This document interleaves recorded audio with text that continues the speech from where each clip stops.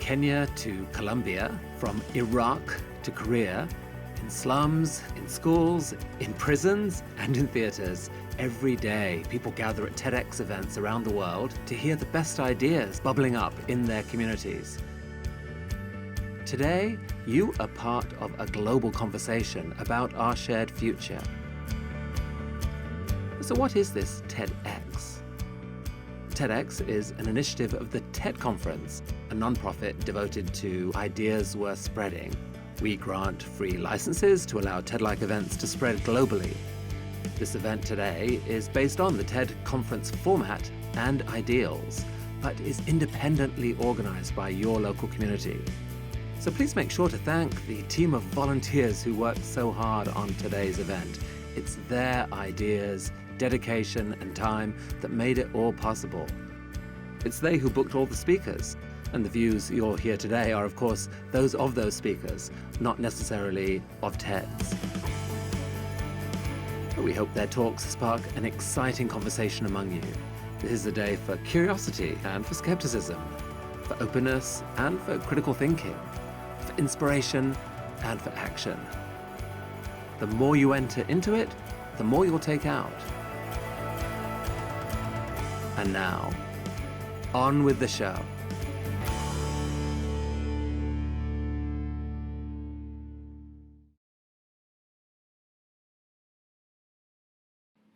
Hello, my name is Barton Christmas, and I have the privilege of serving as your host and navigator through today's Ideas Worth Spreading. So from my home to yours, welcome to TEDxVanderbilt University 2021.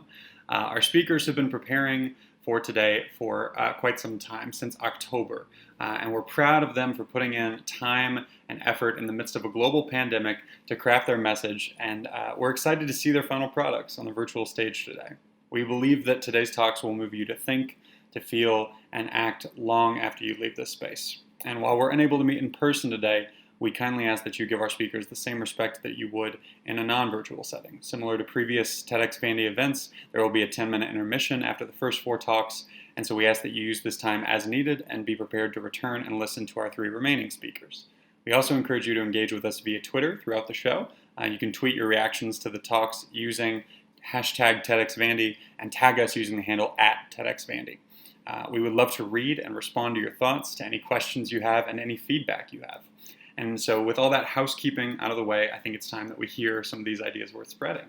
Our first speaker today, Antonella Valdivia, is born and raised in Miami, Florida, and has recently begun a position as a program coordinator in the Student Center for Social Justice and Identity at Vanderbilt University. As a first-generation Latina woman, she is passionate about helping undergraduate students of underrepresented populations gain access and succeed in their higher education experience. Since graduating from Vanderbilt University's Peabody College with her master's in higher ed administration, her interests include student affairs, education policy, multicultural student services, and diversity, equity, and inclusion work.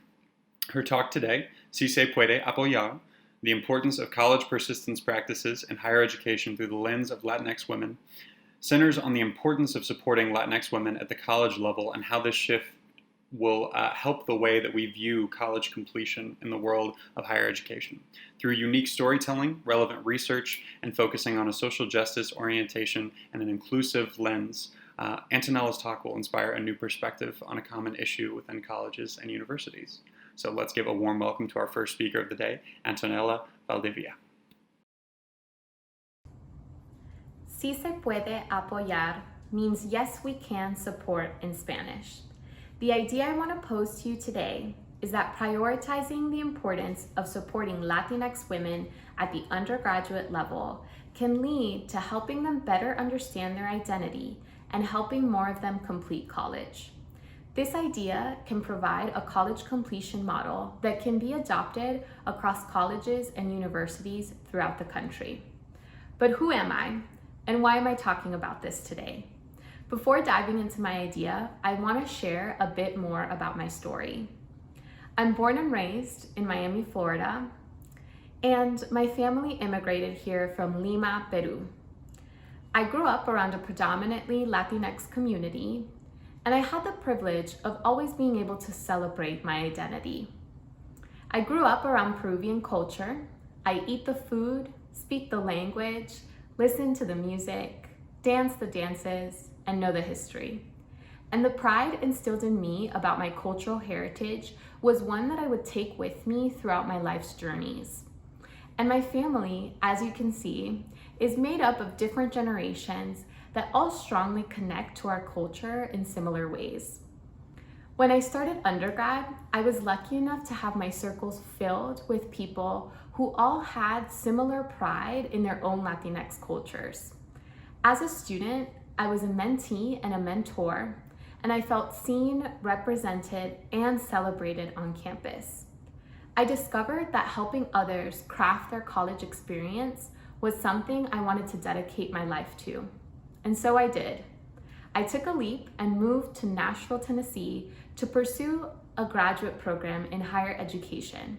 And I quickly realized I was in a place pretty much the opposite to Miami. I was the only woman of color in my program and the only Latina. And I found myself working in a place called the Student Center for Social Justice and Identity at Vanderbilt. This quickly became my home away from home, where I consistently interacted with students of color, specifically Latinx students. When I realized the toll that being Latinx at a historically white institution had, I strived to seek solutions to better help these students feel seen and celebrated on campus in the same ways that I had during my undergrad. I realized that Latinx women struggle when it comes to college completion. Ultimately, addressing this issue started with research. You see, there's actually a huge lack of research within the field of higher education on Latinx students, let alone Latinas. So when I had a class project that required us to choose a population of students that we were passionate about and write a paper on them, I knew exactly what my topic would be. I pushed to have my project guidelines changed and created my own research study. The initial findings of this project opened my eyes to the larger necessity of Latinx-focused research that can inform higher education practice. And so my idea was born. This is how I decided that if we could shift higher education to focus on college completion in unique ways based on research by and for Latinas, then this could be the first stepping stone that, if done right, could cause a collective shift in higher education practice that would view college completion from an intentional and culturally relevant research lens. But what does it mean to be a Latinx woman? To me, being a Latina means I come from, I am, and I will be. I come from a culture of resilience. I come from a family that values hard work. I come from ancestors that have contributed good to this world. I am strong, I am proud, and I am worthy, and I will be. I will be successful, and I will be a change maker, and I will be valued. And what does the Latina student population look like? Currently, only 19% of Latinx women are completing to a college degree. And there are over 1 million Latinx women identifying students in higher education today. Very few studies have generally focused on either Latinx students or students of color. And they say that these students benefit from leadership engagement opportunities, mentoring relationships, and diversification of faculty and staff. And when all is said and done, there may very well be truth to these categories of support. But today, I want to offer a twist on these solutions that I believe will have a greater impact. Why? Because I've spoken to so many Latinas across colleges and universities all over the country, and they've told me what they need from their institutions, not just to survive, but to thrive. Don't take my word for it, take theirs. Most Latinas feel their institutions focus on short-term changes as opposed to long-term institutional changes. They often don't see themselves represented in faculty and staff, but when they do, they feel valued in their identity and they seek mentors to help them develop that. In the end, they feel inspired when they see other Latinas on campus. So what do? Let's go one step further.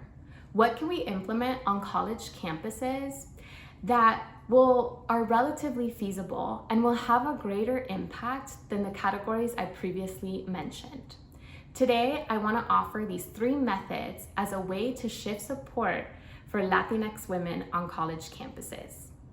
Número 1. Many Latinx households grow up with strong female role models. Whether it's our mothers, aunts, grandmothers, cousins, or sisters, we see ourselves in them, and we strive to achieve levels of success, not just for us, but for them too. Growing up and seeing ourselves in leaders around the world is part of breaking barriers as we think about entering college.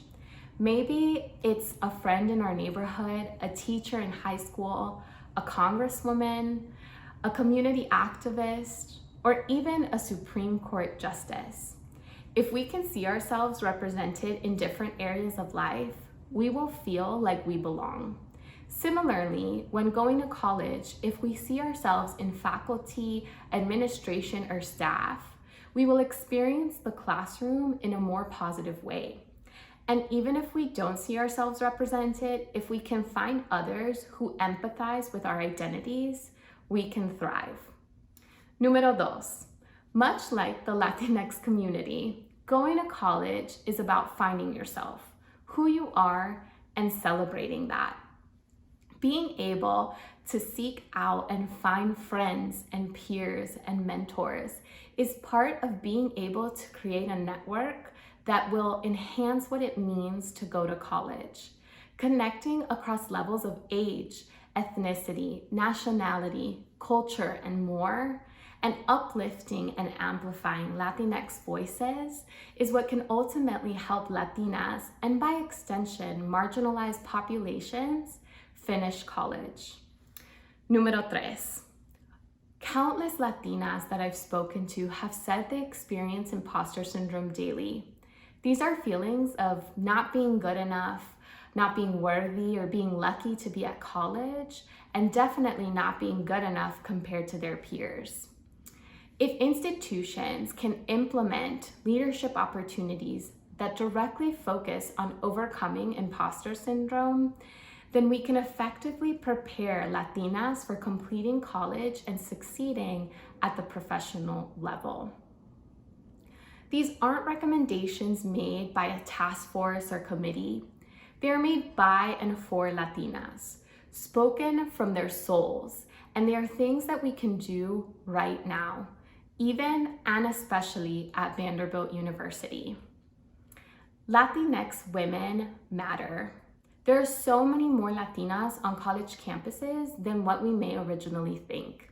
And by improving support of these students, we can cause a collective shift in effective college persistence practices that will be for the better.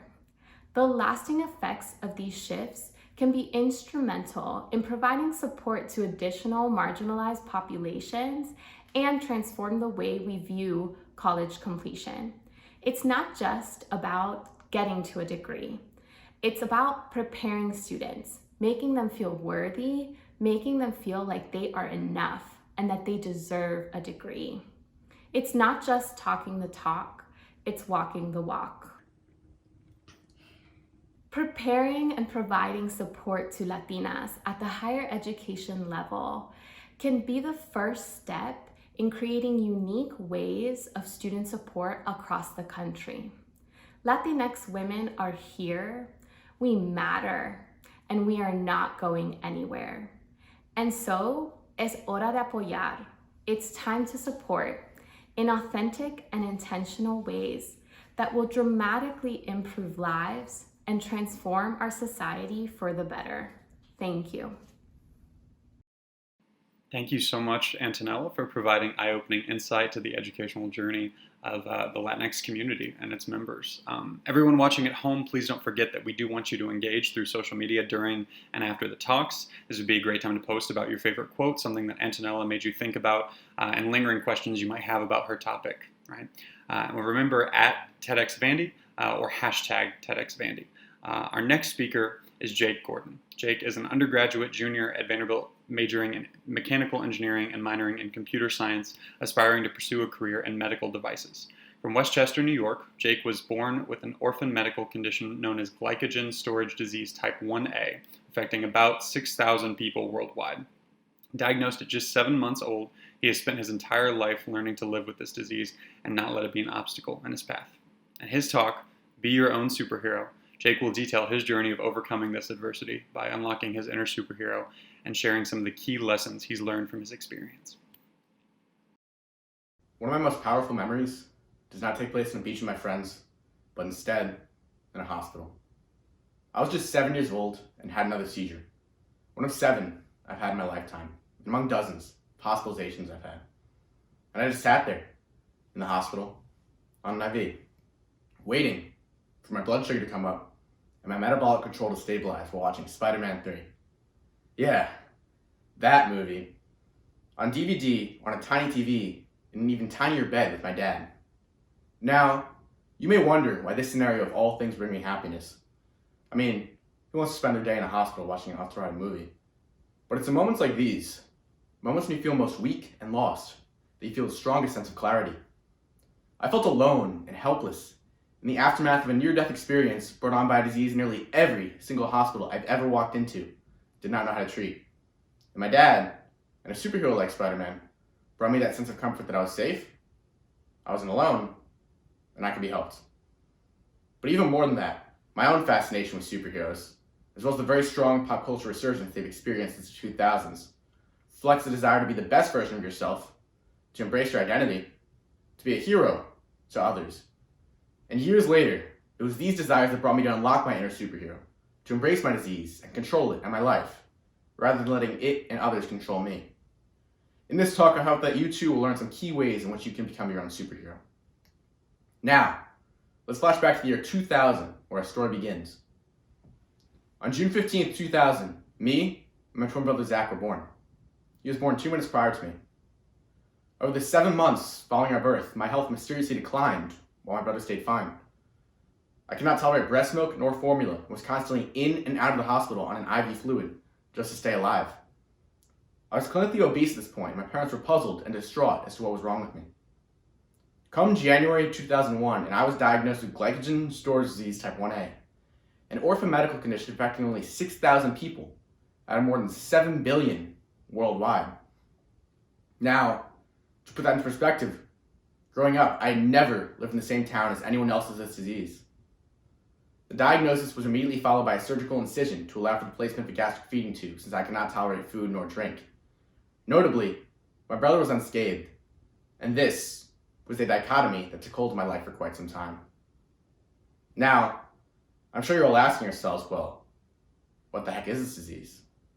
To put it as simply as possible, glycogen storage disease, or GSD, is characterized by a missing enzyme in the liver.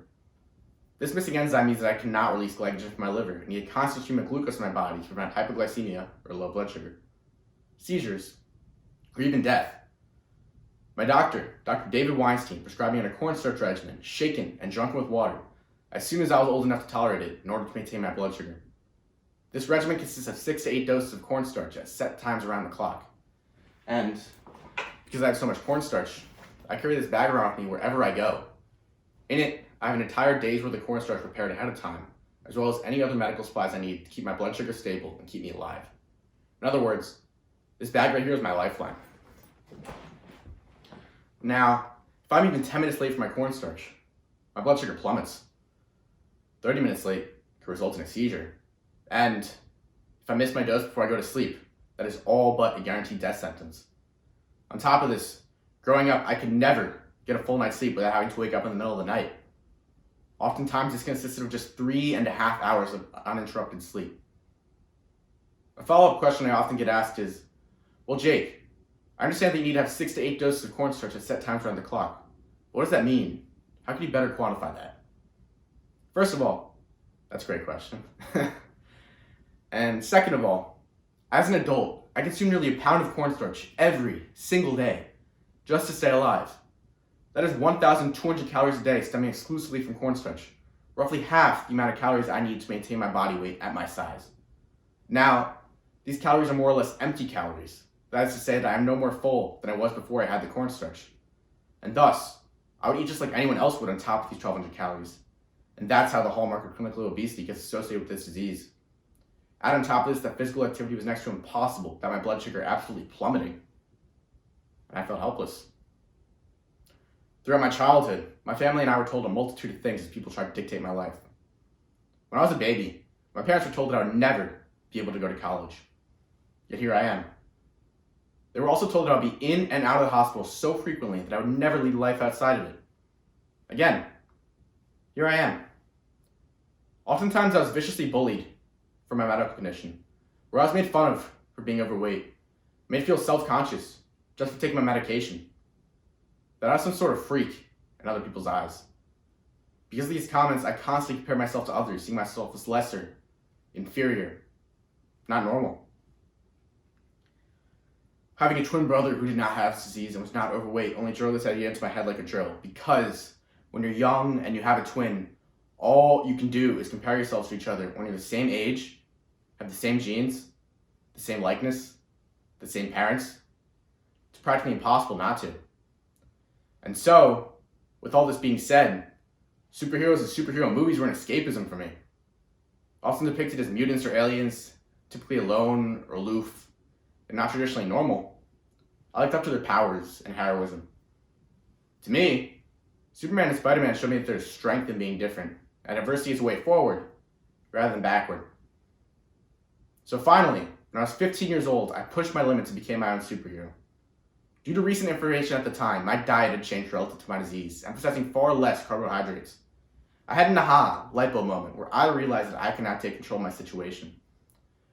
I then spent hundreds of hours researching nutrition, weightlifting, and cardio, learning to maintain a caloric deficit despite consuming 1,200 plus calories of cornstarch a day.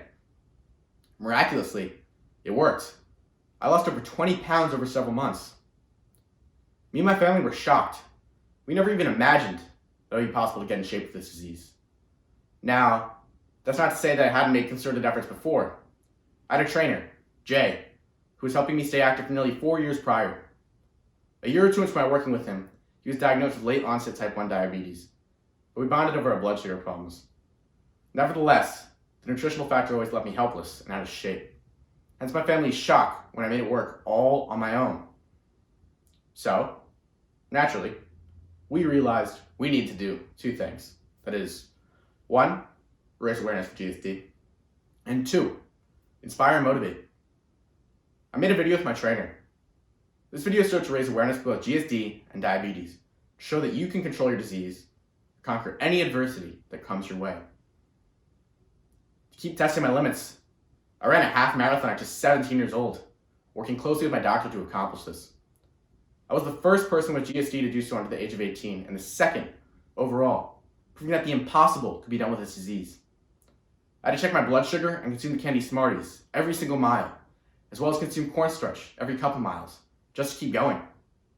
I'll be running a full marathon later this year. Fast forward to today, and I'm in my 3rd year at Vanderbilt, and I was told that I wouldn't even get to have a first year at college, let alone lead life outside of the hospital. I'm studying mechanical engineering and computer science, in hopes of pursuing a career that creates technology that helps people in the same way that I've been helped. So, what should you take away from all this? Well, I want to leave you with 3 ideas. 1, be your own superhero. Your disease or medical condition or just any form of adversity in your life gives you strength and real life superpowers. You can accomplish anything because that adversity does not hold you back, but instead pushes you forward. On that note also, be proud of who you are. Don't let anyone change that. Our uniqueness defines our identities. But just like superheroes, our identities are a source for our powers. In that regard, don't compare yourself to others. Me and my brother become closer than ever by embracing our strengths and differences rather than competing to fulfill the same role. 2, enjoy the journey while pursuing any of your goals. I cannot stress enough how incredibly important it is to stay present and really appreciate where you are in life. Even if you're looking to improve, that absolutely does not mean you should reject yourself in the present moment. 3, finally, don't let anyone dictate your life or tell you what you can or should do. You and only you define what you're capable of, and people's preconceived notions of you should never, ever affect that. So, with all this being said, go out and do the things that you or others thought were not possible. Go write that book that your friends said you weren't creative enough to even start. Go run that Ironman that you thought you weren't even a good enough swimmer for. Go be your own superhero. Thank you. Thank you so much, Jake. It's a heroic story of overcoming adversity. I can't wait to become the hero of my own story. So on to the third speaker of the day, we have Lincoln Murr. Lincoln is a freshman majoring in computer science and economics. He has a passion for blockchain technology and cryptocurrencies and is an author for a blockchain news website, has received cryptocurrency-related scholarships, and is currently developing his own blockchain application. In his future career, Lincoln hopes to create blockchain apps that will be used by millions, if not billions of people, and help people in underdeveloped areas of the world have an opportunity to break out of the cycle of poverty. With his talk, Blockchain Will Revolutionize Higher Education, Here's Why and How, Lincoln will explain what blockchain is in a way that anyone and everyone can understand and why it is a revolutionary new technology. Right now, there's a technological revolution unfolding that the majority of people don't realize is happening. Even though this technology is relatively unknown, it will change our lives in the near future. I'm talking about blockchain and its promise to power the future of our online society. Today, I want to help you understand what blockchain is and then take you through a story to show how blockchain will be used directly in our lives as college students. So the dictionary definition of a blockchain is a distributed ledger technology. But this sounds like a lot of tech mumbo jumbo, so let's see if there's a better way to figure out what this means. Whenever you make a transaction using your debit card, your bank is the sole entity in charge of making sure you have enough money in your account to make that transaction. In fact, they have the final say over everything you do related to money, since they control the account, after all. If you make a purchase that your bank doesn't agree with, they have the power to censor your transaction. In theory, Venmo could ban your account after you send money to a friend with the memo, "Thanks for the Coke." You may be referencing a sugary brown drink, but Venmo may think you're referencing a powdery white substance and can permanently ban you from their platform. And though this sounds like a silly example, it has real-world implications. Imagine if your payment provider only lets you donate to their preferred political party, or shop at the grocery store that paid them the most. This type of censorship is unacceptable in our modern society, especially with the growing prevalence of digital transactions, and blockchain offers the solution. Unlike PayPal, Visa, or any other payment system you use today, blockchain is decentralized, which means there's no central authority controlling the network. Each person who uses the blockchain network has a say in how it is governed and helps ensure that transactions are completed. This may be hard to understand on its own, so let's use an example to help clear it up. Let's say 3 children have a chore sheet in their house. Each of the kids, Bob, Alice, and Sue, have chores they need to complete. Once they're complete, they're crossed off the list, Mom checks the list, and each kid receives their allowance. One problem. Who do we trust to hold this list? We can't trust any of the kids, because they could claim they did their chores when they really didn't. And Mom is a busy lady, so she doesn't have time to check that the chores are complete. What do we do? How about this? Instead of keeping only one list, let's keep a master list on the fridge that Mom checks every night, and we'll give each child a copy of this list that they update whenever they finish one of their chores. So when Bob finishes cleaning his room, he'll cross it off his list, but the other 3 lists won't automatically update. At the end of the day, the kids will come together and compare lists. When Alice and Sue see that Bob claims he cleaned his room, they'll both go check. And if they're satisfied that he did, they'll cross it off their lists as well. And since everyone agrees that Bob's room is cleaned, it gets crossed off the fridge list and Bob gets paid for a hard day's work. Sue tried to be sneaky and claimed she also cleaned her room when she really didn't. But in order for her to get paid, she has to get Bob and Alice to agree first. When they both go check, it still looks like a pigsty, so they refuse to cross it off their lists, and without a majority, it can't be crossed off the fridge list, so Sue's claim is invalidated. At the end of the day, once the fridge list is finalized, it can't be changed again. So this means that if Sue's feeling particularly devious, she can't claim she cleaned her room on Tuesday if it's next Thursday.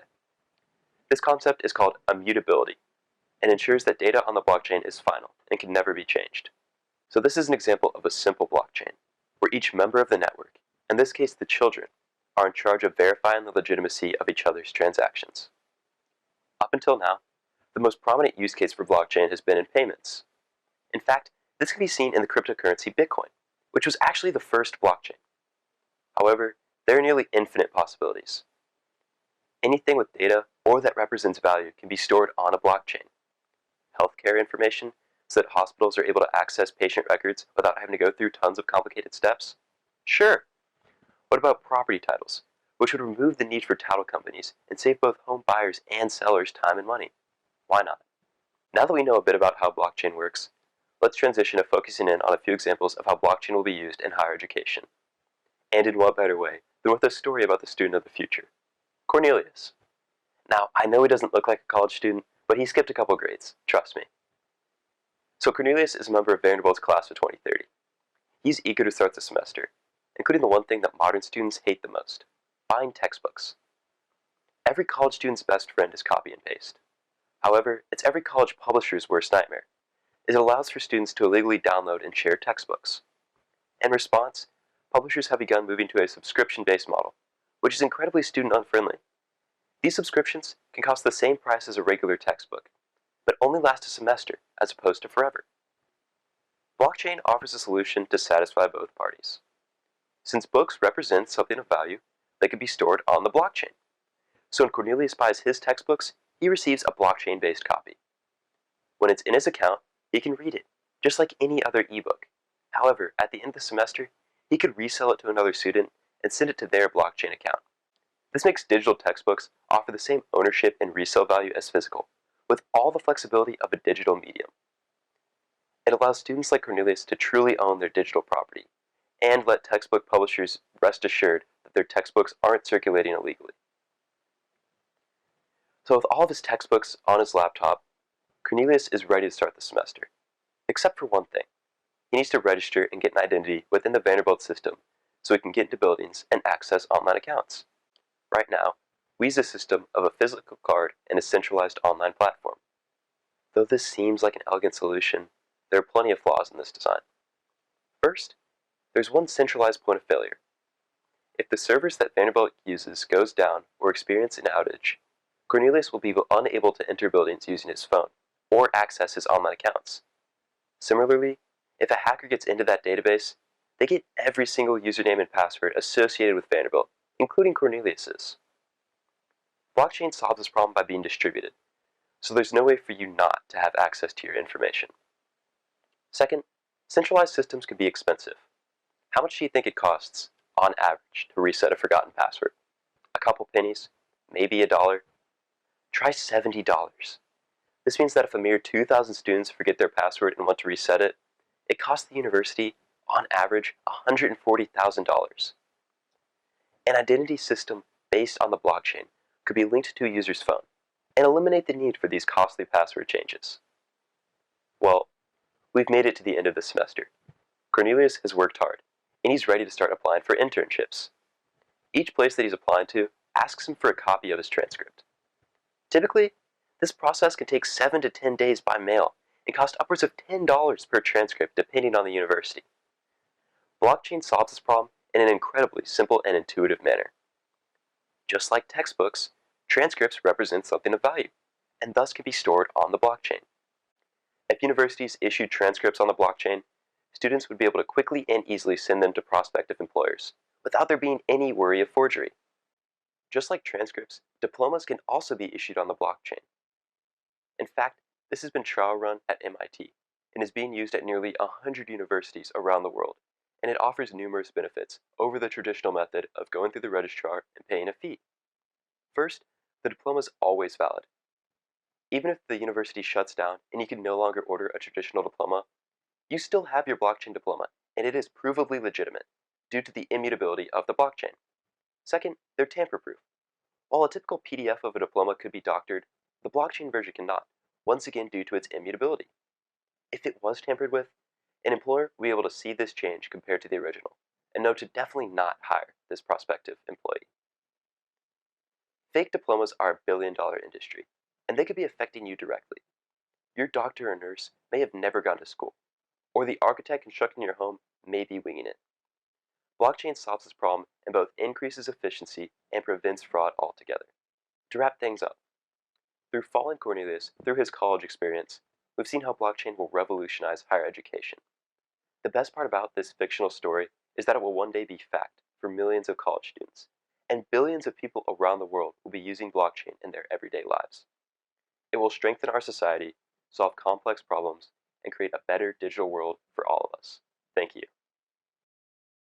Thank you so much, Lincoln. I must admit, when I introduced the talk, I did not know what blockchain was, but now I feel like I know so much more about it and how it can have a positive impact on our lives. Our fourth idea worth spreading is brought to the virtual red circle today by Daniel Mativo. Daniel is an undergraduate student in the Peabody College, double majoring in human and organizational development and creative writing, with minors in business and economics. After graduation, Daniel is looking forward to entering the consulting industry and exploring the ins and outs of the private and public sectors with the hopes of eventually being able to work in community organizing or economic advising. In his talk, Greetings from Nowhere, Why Accurate Racial Education Matters in the K-12 Classroom, Daniel will discuss some of the long-term effects of failing to teach kids about racial dynamics and what we can do to improve racial education in the K-12 classroom. I grew up relatively privileged. This was my neighborhood.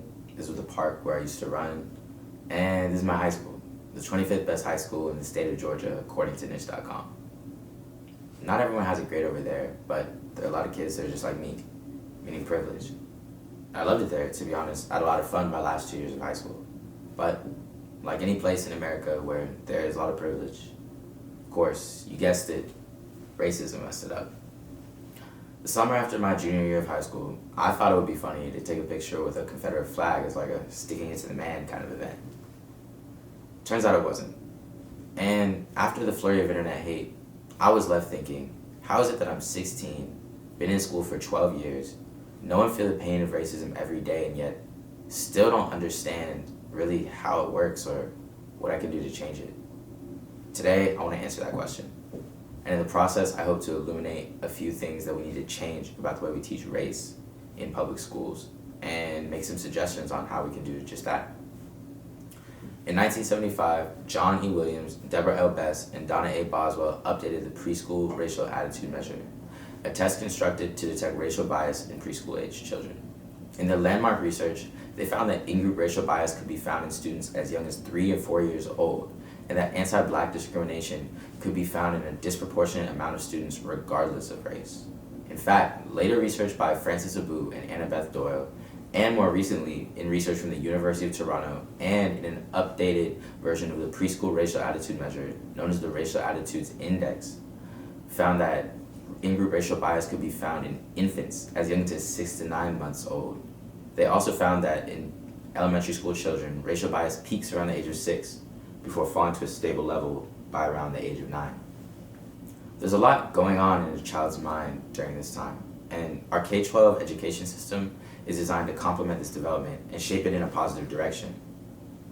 How then do our schools teach about race and racial bias at a time when students are constructing their racial identity, and later when they have a more firm understanding of it and are learning to live in the world with this knowledge? Let's take a look. In early elementary school, students learn for the first time about the Declaration of Independence, our civil rights heroes, the virtue of equality, and how in this country we celebrate our cultural differences. Later, we learn about segregation and the Civil War and how we often fail to live up to these ideals. The main message broadcast to elementary school students about race can be summed up in this single statement. Even though we don't always treat each other as equals, it's important to remember that we are still all equal.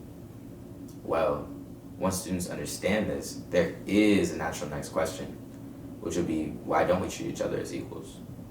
This is where the problems begin. Instead of answering that question, in middle school and high school, we learn about slavery and abolition, segregation, Jim Crow, and the civil rights struggle, all important history.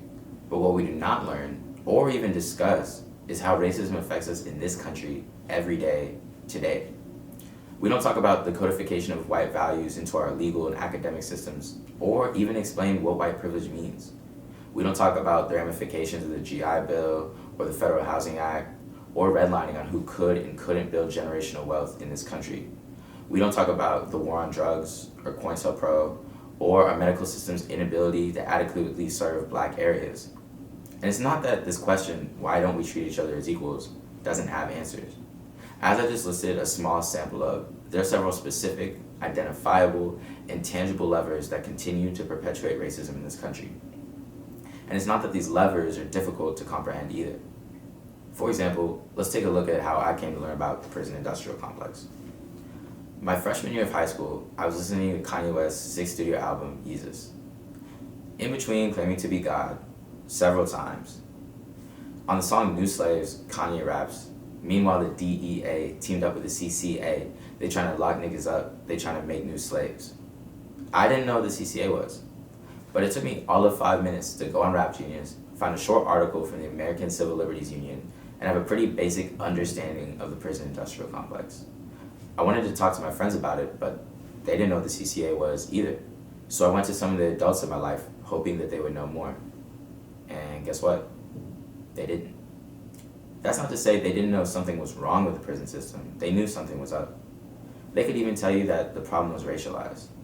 But what they could not tell you were the details of how race and the prison system work together. They couldn't tell you how racism and incarceration were intertwined. This shadowy, abstract understanding of racism is a state that few Americans grow out of. We know racism is a problem. We know it exists, but we don't really know how it works or how we perpetuate it. And here's the problem with this. For Black people and other people of color, being denied an understanding of racism denies us the opportunity to effectively fight against it. And even worse, it keeps us from knowing how to cope with the pain that racism causes when we internalize it. For white people, it prevents them from understanding something they may never experience themselves or even actively discouraged from experiencing, and yet continues to exist and rip apart our society. Even worse, without ever understanding what causes racism, and after years without seeing or feeling its effects, there's a growing number of white adults who don't think that racism exists. And we have data on this. In a longitudinal study from Uma M. Jayakumar, published in the Harvard Educational Review, researchers found that the belief that racial bias is no longer a major factor in the United States today sees a 10% increase in white adults in their first 6 years out of college.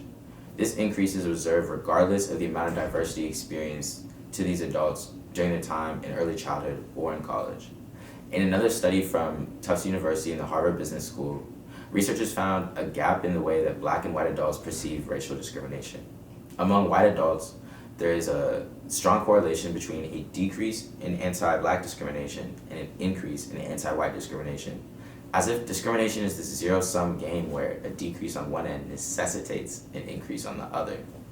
This is a result of a lack of understanding of what causes racism, mixed with the more public efforts made to mitigate structural racism. The result, a minority but notable group of white adults who believe that efforts to curb structural racism in this country are overcompensating and have begun to discriminate against white people. I could go over many other ramifications of this way of thinking, but for the sake of brevity, let's just think about one. This May, I'll be graduating with 1,600 other brilliant minds. They'll go on to lead companies and make world-changing discoveries and be the force behind countless positive innovations. They'll work as political, scientific, social, and spiritual leaders wherever they end up, and their professional opinions will hold weight in matters that will affect thousands, if not millions of people. For the vast majority of my classmates, their race education ended with the incomplete curricula presented to them during their time in K-12 education. These leaders will be running for political office, filing lawsuits, writing legislation, and voting on topics that require some baseline knowledge of the system of race and power in the United States today. A baseline knowledge they do not have. A baseline knowledge that was kept from them. There's a reason that federal, local, and state governments continue to pass policy that perpetuates structural racism. There's a reason that it took until the year 2020 for a city in the United States to even attempt creating a reparations plan for its Black residents. There's a reason that it took the lawsuit against Harvard over affirmative action over 5 years to eventually get shut down. As long as our education system keeps us in the dark about the details of racial oppression, we're powerless to effectively fight against it. After the events of this summer, I saw a lot of this on social media. And I applaud you for stepping out of your comfort zone, as it's important to continue to learn about race and how it works in this country. So, lucky for you, I have some things everyone can start doing right now to start combating racism. First, for families and educators, I challenge you to begin to brush up on resources that explain what racism is and how it works, is start teaching your students what racism is, how it came to be, and how it is perpetuated. A quick Google search will help you find resources, but some that I would suggest include facinghistory.org's The Concept of Race, Ibram X. Kennedy's How to Be Anti-Racist, and PBS's Race, The Power of Illusion. Remember that there isn't some elixir to not being racist. Not being racist means making non-racist choices every day, and this baseline knowledge is the necessary roadmap needed to make those decisions.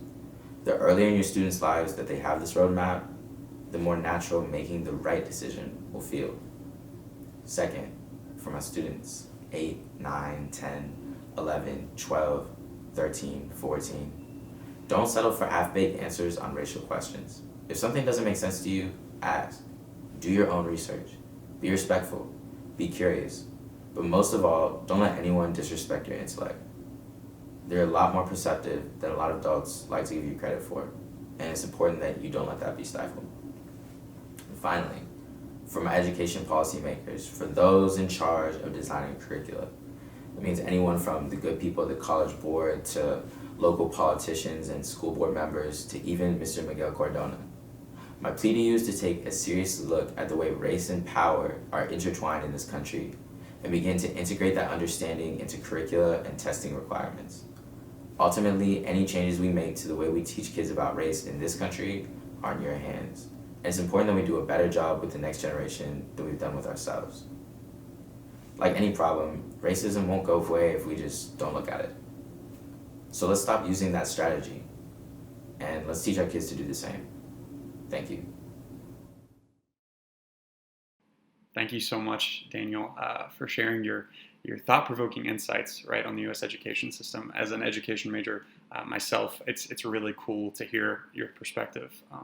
We are 4 talks into TEDx Vandy 2021, and I don't know about you, but I've learned a pretty good deal already, right? We have a 10-minute break during which we invite you to take care of any personal matters. We remind you to engage with us on social media, if you would please, through Twitter. Tell us what you've learned from these first 4 talks. Our Twitter handle is @TEDxVandy or #TEDxVandy. We'll come back to this space in about 10 minutes.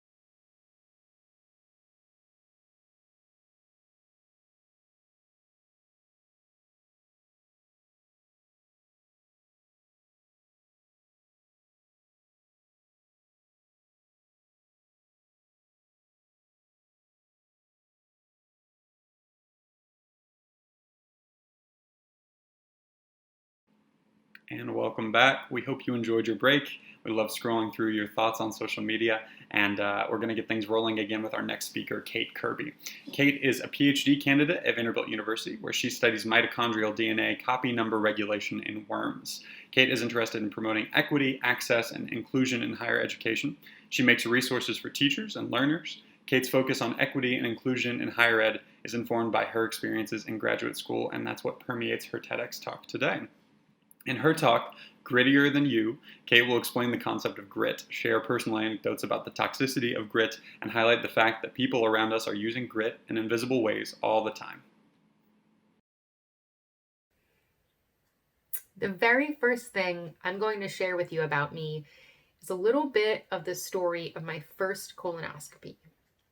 Now, in the US, colonoscopies usually require anesthesia, but as a graduate student, I was worried about the impact of the anesthesia on my productivity and on my memory, and I was worried about the time that I would need to take outside of lab to recover from the anesthesia. So because of this, I elected to have my first colonoscopy done without anesthesia. I was completely 100% conscious, and I watched on a monitor as a camera snaked through my mostly healthy colon and peered into my inflamed small intestine. Just minutes after the camera was removed from my gut, I grabbed my backpack and walked across campus and sat down at my bench to do some lab work.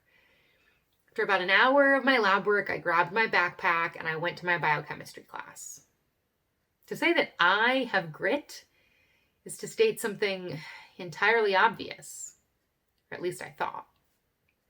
For those of you who don't know what grit is passionate perseverance over time.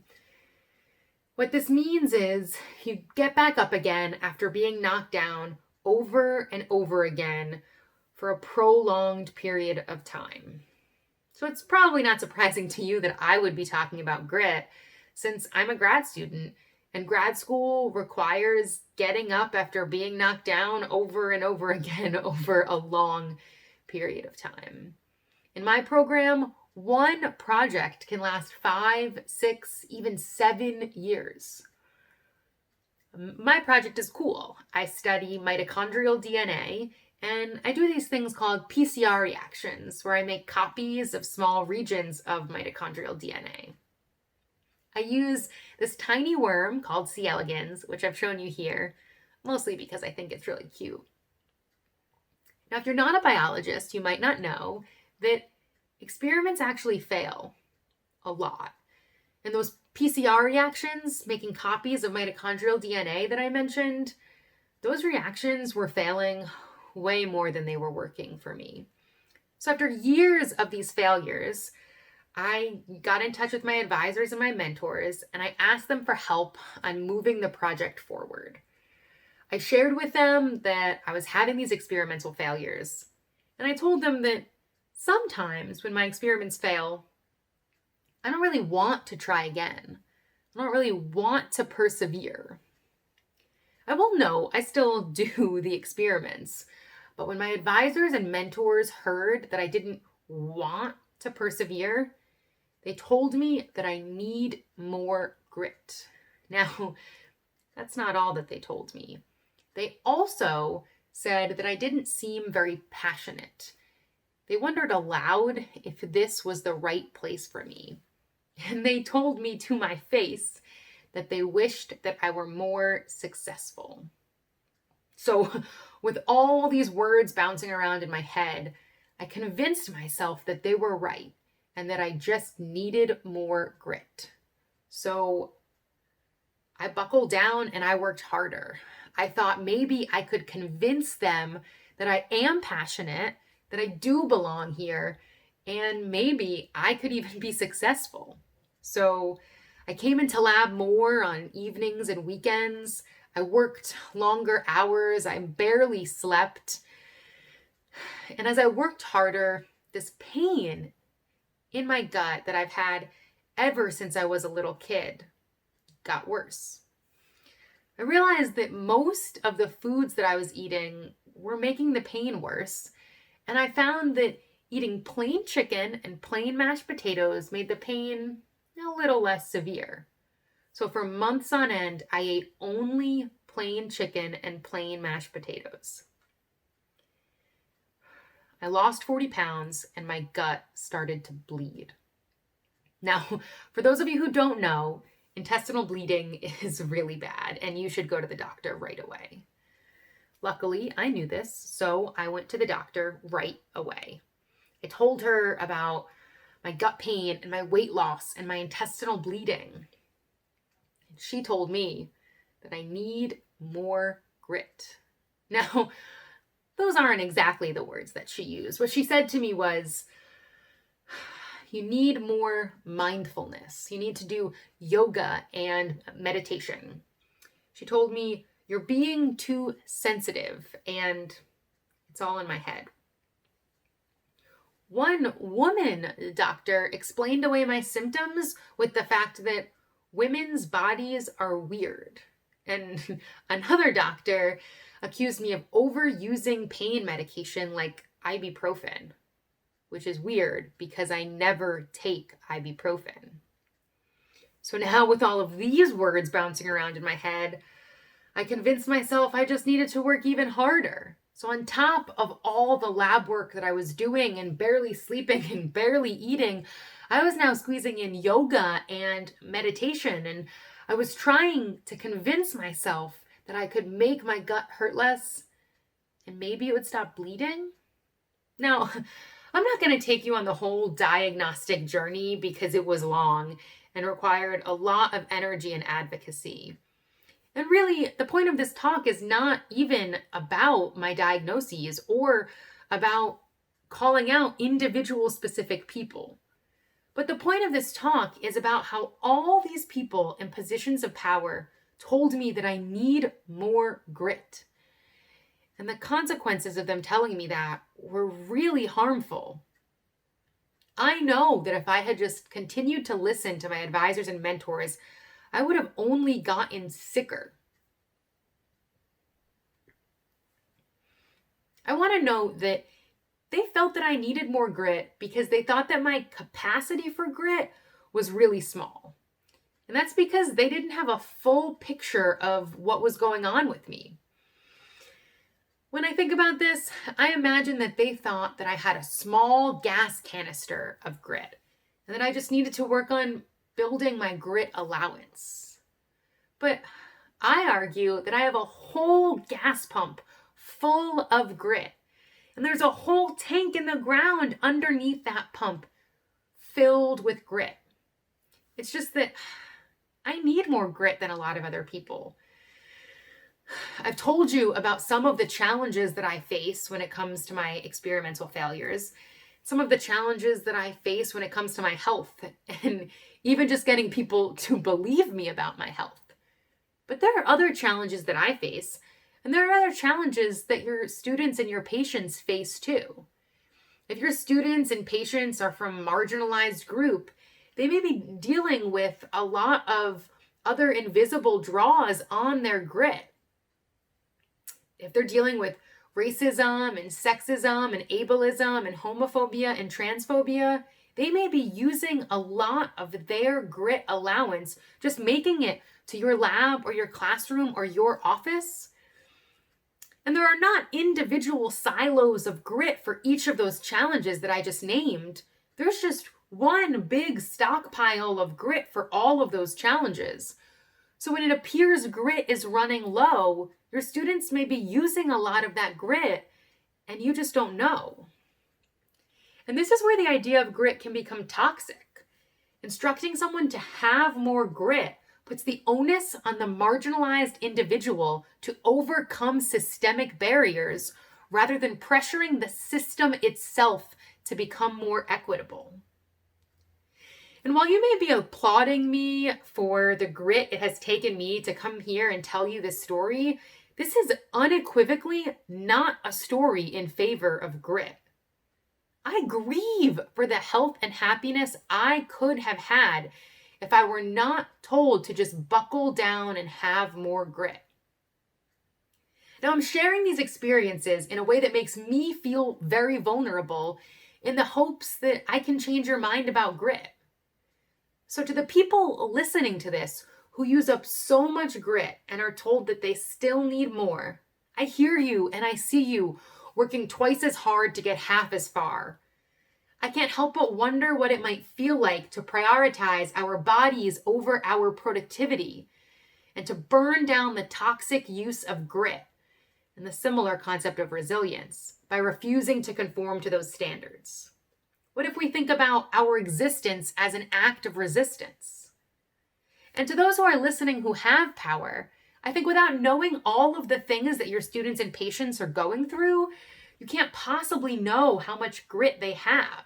So I urge you to stop telling anyone around you, especially those you have power over, to have more grit. I would imagine that they're probably grittier than you think, and maybe they're even grittier than you. Thank you so much, Kate. It's really cool to think about how we all have different capacities of grit and the ways that we use them differently. I really loved the imagery in your talk. So our next speaker is Cecilia Williams, a friend of mine. Cecilia is an undergraduate student in the College of Arts and Science, majoring in communication studies with minors in human and organizational development and Spanish. After graduation, Cecilia hopes to pursue a career in international marketing and management. In her talk, Life After a Hurricane, Cecilia tells the story of Hurricane Michael, one of the only Category 5 hurricanes to ever make landfall in the United States, and discusses the lasting impacts of this storm on the residents who were hit hardest. Let's welcome Cecilia to the virtual stage. I spent the first half of my life living on the bay in Panama City, Florida. And I know a lot of y'all listening might associate Panama City with spring break and giant college parties on beaches. But that's not really what I remember about living there, and it isn't what defines the town either, in my opinion. I remember growing up in a beautiful, historic North Florida community. I lived within a mile of my grandparents, cousins, and close family friends. And I spent mornings fishing in the bay, afternoons watching college football and eating oysters with family and friends, and evenings walking through a beautiful neighborhood filled with these giant 200-year-old oak trees. So yeah, it was a pretty good childhood. However, I was also scared of a lot of things, and I was a very wimpy kid. One of the things I was scared of was thunderstorms, and unfortunately for me, we could get some pretty nasty ones. If a storm was coming, my eyes would be glued to the Weather Channel. I quickly found that information comforted me, so with my fear of thunderstorms, I began to learn a lot about the weather. I also became more curious of what-if situations and worst-case scenarios. What would happen to our family if an EF3 tornado hit our house? What would we do in a Category 5 hurricane? I would always ask my family these kinds of questions, and they would always tell me to stop worrying so much, that such a thing would never happen, and that the odds of it happening were so slim that it was almost impossible. And as I grew up and gained a better understanding of statistics and odds, I began to believe the same. And then, this happened. On October 10th, 2018, Hurricane Michael made a direct Category 5 landfall on my childhood hometown of Panama City, Florida, and the neighboring town of Mexico Beach, Florida. My grandparents, cousins, aunt and uncle, and close family friends were all caught in the eye of this devastating storm. While luckily everyone I knew emerged physically unharmed, the damage done was catastrophic. All of the trees were either gone or snapped in half. For most, there was no running water for days, no power for weeks, and no cell service for a month. It was truly the worst case scenario we'd hoped would never happen. I was lucky because I no longer lived in Panama City, and I hadn't for about 10 years. However, I was still connected enough to the town and the people in it to see just how much was lost and how hard it was for those who still lived there. I remembered how everything looked before the storm, and I remember being utterly shocked by how unrecognizable Hurricane Michael had made everything. The pictures you've been seeing that are in black and white were actually taken by me in March of 2019, about 5 months after Hurricane Michael hit. So as you can see, the recovery process for this sort of thing is not fast. In the months and years after this storm, I began to see just what makes these events not only natural physical disasters, but also human disasters that disproportionately affect those previously disadvantaged. You see, pre-existing and long-term problems don't disappear when a natural disaster hits. That might sound like an obvious statement, but it's something I had never really thought about before Hurricane Michael. I think it's in part because of the way our national news cycle operates. We're shown the general physical destruction caused by a disaster, but we aren't shown what life is really like for people affected in the long run. And we aren't shown how people are impacted differently depending on their background and socioeconomic status. If I had more time today, I would talk about Hurricane Michael's impact on crime, education, mental health, and a host of other social issues. But today, with the time I have, I'm only going to focus on the security and housing of those most disadvantaged.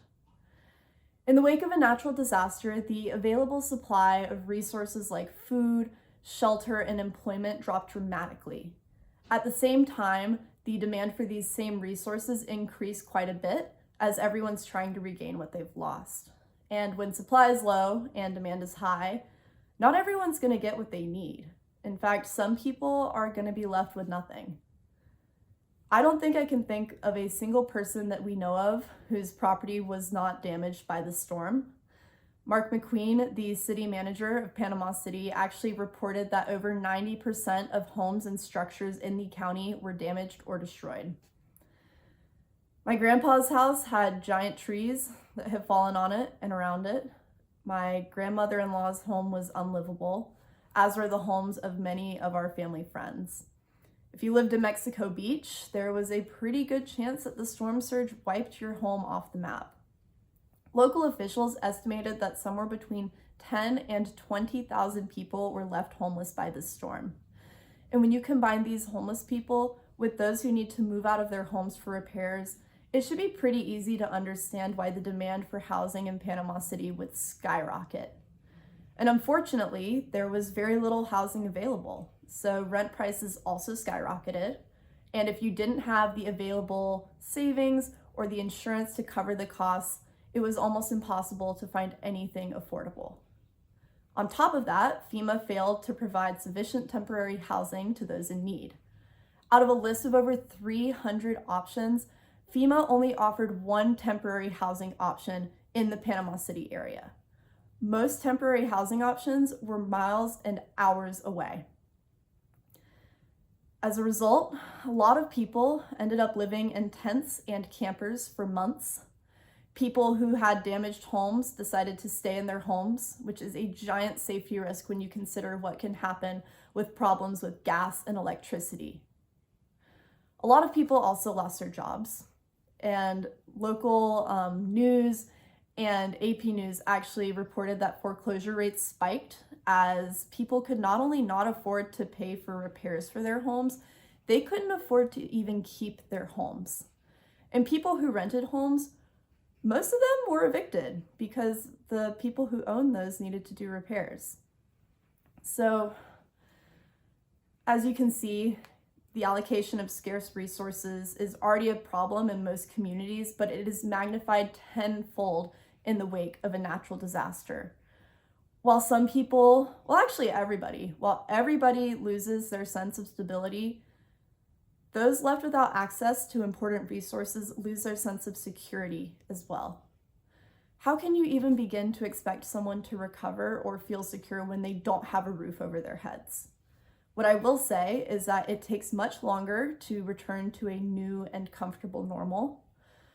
And there has been progress towards this new normal. My cousins just got to move back into their house, and a lot of properties throughout Panama City are fixed and rebuilt. However, a lot of them also aren't, and there will always be reminders of Hurricane Michael. The old normal won't come back, and people will never forget this storm. What I've talked about today isn't something that only happened to people hit by Hurricane Michael, and it's not something that's new either. What I witnessed also happened to victims of Hurricane Katrina, Harvey, Laura, Sandy, Irma, I could continue listing them. And it also doesn't just happen to hurricane victims. Any natural disaster will do this. People in California are still reeling from wildfires. East Nashville is still struggling to rebuild after a tornado hit in the spring. And unfortunately, these sort of events are only going to happen more in the future as climate change continues, as scientists have proven that climate change will lead to more frequent and more severe natural disasters. So what's the point of me telling you all this today? One of the biggest things that my family in Florida would always tell me was how frustrated they felt to be largely forgotten and ignored by the rest of the country. And in Hurricane Michael, this was especially the case. Whereas Hurricane Michael caused twice as much damage in terms of costs compared to Hurricane Irma, Hurricane Michael victims only received about a third of the amount of donations as Hurricane Irma victims. And this happened in part because of other events happening at the same time that monopolized time on the news. And it just seemed like nobody really stopped to think about what had happened or how it affected the people impacted. When you guys walk away from this today and see a natural disaster covered on the news, I don't want you to just think of the physical damage and move on. I want you to think about what I've talked about today. When you see this, I want you to think of the people who have to live in tents or campers for months because they have nowhere else to go. When you see this, I want you to think of the people who have to sift through the ashes of their old home because they are trying to find something salvageable. I want you to think of the communities, the people that are affected by these events. And I truly believe that when we have a better understanding of the issues caused by these disasters, and when we can find genuine sympathy for those affected, that's when we're able to better address these issues in the future, and that's when we're able to help those in need. Thank you. Thank you, Cecilia. What a realization that you bring to the stage today, right? The lasting impacts beyond damage to our communities as a result of these natural disasters. Our final speaker today is Ian Anderson. Ian is a second-year master's student at Peabody College pursuing a degree in higher education administration. Originally from Cleveland, Ohio, Ian completed his bachelor's degree in communications from the University of Louisville in 2019 after an 11-year break from college. Upon going back to finish his degree, he realized that higher education was his true passion, so he decided to attend Peabody to get all the tools he will need to serve his students. With his talk, Academic Epidemic, The Cost of College Dropout, Ian will explore the realities of dropping out of college, illuminated by the lens of his personal experience. His talk will bring attention to a crisis that has broad-ranging effects for social and economic equity in our country. On May 11th, 2008, I nervously found my seat out on the lawn in the afternoon sunlight. It was a beautiful spring Saturday in Meadville. One by one, I listened to all the names of the people I had come to know being called to the stage, and I looked at their proud, smiling faces of all the friends I had made as they shook President Cook's hand and received their diploma. 554 people, the largest graduating class in the history of Allegheny College, had finally gotten what they worked so hard for over the last 4 years. But I wasn't one of them. That spring, I failed 3 out of the 4 classes that I took, including my independent capstone project, a research paper that I barely started. I hadn't planned on dropping out, but I could kind of see it coming. I barely went to class. I preferred to stay in my room all day and play video games, escaping into a world, any world, where I could be somebody, anything else. I drove out of Meadville the next day, and I didn't really have a plan in mind. My parents recently divorced. My mom living in a rehab facility because she passed out drunk with food on the stove and almost burnt our house down. I was too scared to even ask my dad for help, let alone if I could stay with him. You know, I don't remember how I asked him, but a good friend of mine from high school had a spare bedroom, and he let me stay there for a couple of months. But still, the economy was trash. I had no job, no prospects, no money, and all I could think about was that crushing, depressing weight of feeling like a failure. I was a failure. Unfortunately, I'm not the only person that could tell you a story like this. In fact, the year that I dropped out, 2008, 9 million other students did the same thing. 9 million other people dealt that same crushing blow of realizing their dreams of graduating from college weren't going to come true. You see, once you drop out of college, the odds are you're never going to return. And even if you do, you most certainly won't graduate. My story is over a decade old at this point, but I can tell you, as I sit here in 2021, it hasn't gotten any better. I wish I could tell you different. And sure, it may not feel like it here at Vanderbilt, where we consistently graduate about 94% of our students, but what about our neighbors here in Nashville? According to the latest data, the 6-year graduation rate at Belmont is 71%. At Lipscomb, it's 68%. Trevecca Nazarene, it's 56%. More troublingly, at our neighboring HBCUs, Fisk has a graduation rate of 50%. Tennessee State University graduates just 32% of its students within 6 years. Both of these well below the national average of 62%. The story these numbers tell is incredibly stark. But it's not just happening in Nashville. There are serious racial and gender inequities in college completion.